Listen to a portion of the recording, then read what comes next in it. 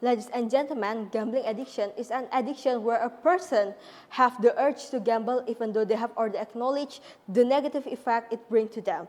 And this addiction have already been spread worldwide, especially affecting our country, Indonesia.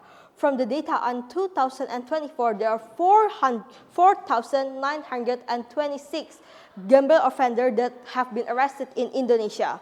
But the real question is, what should we do to them? Should we heal the wound or should we let the wounds rot? Ladies and gentlemen, I, as the government side of this motion, strongly believe that we should treat the wounds. And by that I mean to give the skill training and also social services for those gambling offenders instead of sending them to jail. Ladies and gentlemen, let me state my argument. My first point is we have to be real about the stigma for the former prisoner. Many people in our society still have a negative view, a negative stigma and negative labeling for the former prisoner. They see them as dangerous, irresponsible, or even criminal, even though they have already been exiled out of jail. Ladies and gentlemen, this stigma will make it hard for them to start afresh, a new point of life when they get out of jail. It will make it hard for them to find a new job, to find a stable relationship, and also to feel that they belong to the society.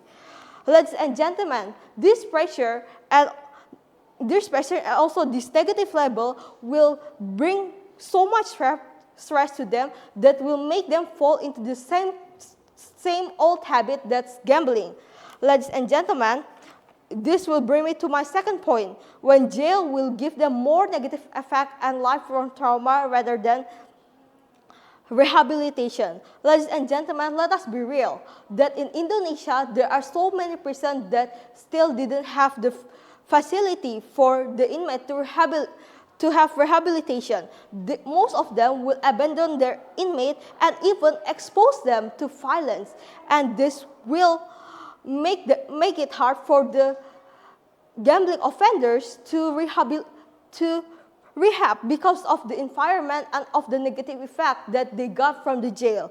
Ladies and gentlemen, if you say that the jail, the imprisonment will give a wear effect to the gambling offender, then this statement might be incorrect because according to my data, 19% of people who go to prison will relapse into the same old habit, gambling.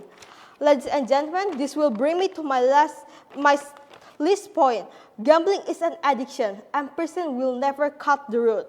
Because gambling is a habit that will affect the neuron, the chemical of the brain, and making the people who suffer from it lose control.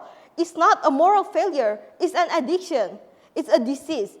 Ladies and gentlemen, when we put someone who have this condition into prison, it will worsen their condition because the prison didn't give them hope, didn't give them treatment that they should have, but they give them punishment.